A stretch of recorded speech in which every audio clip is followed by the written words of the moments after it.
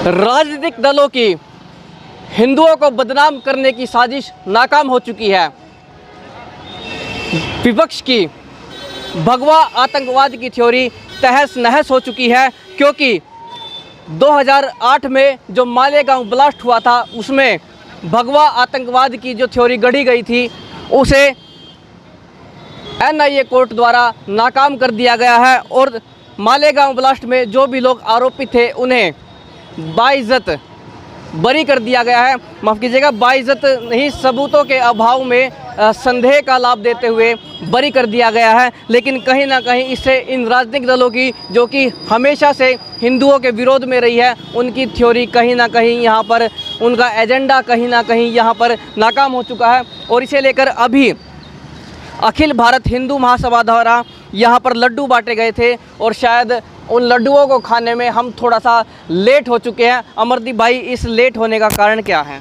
देखिए जी, जब कोई खुशी होती है ना तो उसमें मुहूर्त नहीं देखा जाता, और ऐसे ही आज हमारे अंदर इतनी खुशी थी कि हमने तो शायद समय का भी ध्यान नहीं किया और हमने जो है अपना लड्डू वितरण का जो कार्य था वो शुरू कर दिया।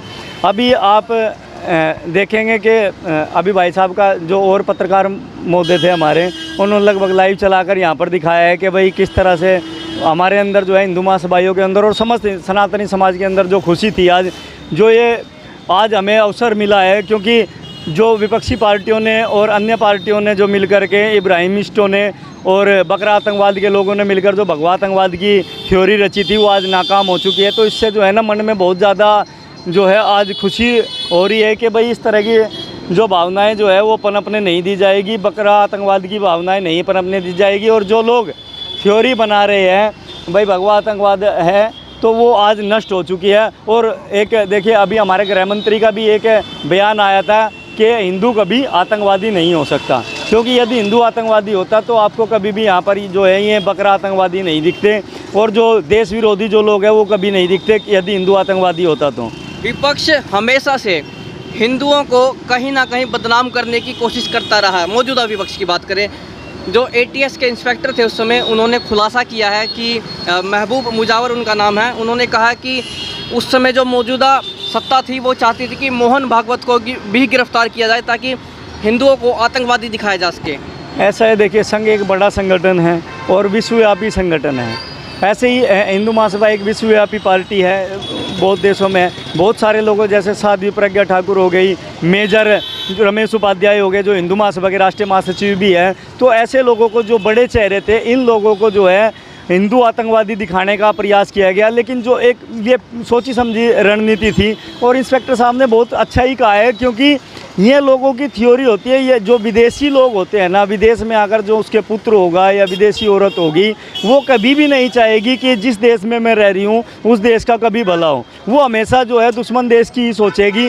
वो हमेशा जो है आपने देखा होगा कि वो खुद जो है दूसरी विचारधारा की है, वो कम्युनिस्ट विचारधारा की है, वो इब्राहिमिस्ट है। वो जो आप देखेंगे कि वामपंथ की चरम सीमा पर चलने वाली महिला थी, उस महिला ने जो है भारत के अंदर इस तरह की राजनीति को जन्म दिया है, भारत में अलगाववाद की राजनीति को जन्म दिया है। उसके भारत में जो है इन लोगों ने मिलकर ये साजिश रची थी कि भारत जो है टुकड़े टुकड़े गैंग में बट जाए और भगवा आतंकवाद की थ्योरी पनप जाए। लेकिन भगवा कभी आतंकवादी हो ही नहीं सकता, हिंदू कभी आतंकवादी हो ही नहीं सकता।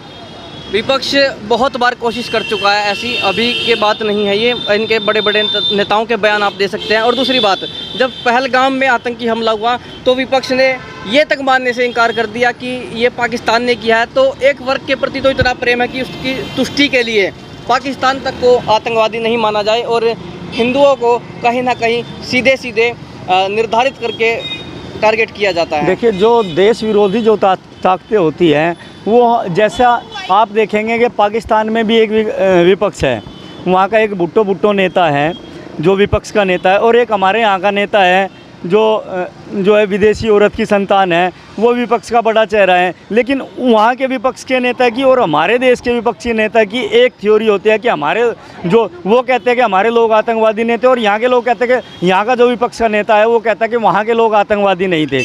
उन लोगों की क्या थ्योरी होती है कि हमेशा जो बहुसंख्यक लोग हैं उनको जो है तुष्टीकरण में डालकर और एक मुश्त जो है बकरा आतंकवादी वोटों को इकट्ठा किया जाए। और भारत जो है एक अमन चैन वाला देश है, कभी भी इस तरह की विचारधारा को पनपने नहीं देगा। मैंने आपको बताया कि यदि, मैं आपको दोबारा बता देता हूँ, यदि ये हिंदू आतंकवादी होता बकरा आतंकवाद की तरह, तो ये जिस तरह के बयान विपक्ष देता है तो इस तरह का विपक्ष भारत के अंदर होता ही नहीं। साध्वी प्रज्ञा ठाकुर, कर्नल पुरोहित और अभी रमेश उपाध्याय का आपने नाम लिया, जी। कहीं ना कहीं अभी बरी हो चुके हैं, सबूतों के अभाव में बरी हुए हैं। हालांकि ऐसा है जी, जब नहीं भाई जी नहीं, आप नहीं। क्या कहना चाहते हैं? लेकिन देखो मतलब जैसे जैसे आप बोल रहे हैं जैसे, लेकिन आप जो भी देखो, चाहे वो किसी भी, चाहे राज्य, चाहे कोई यूपी हो, बिहार, चाहे कुछ भी हो, मतलब कौन आता है पकड़ में, कौन आता है?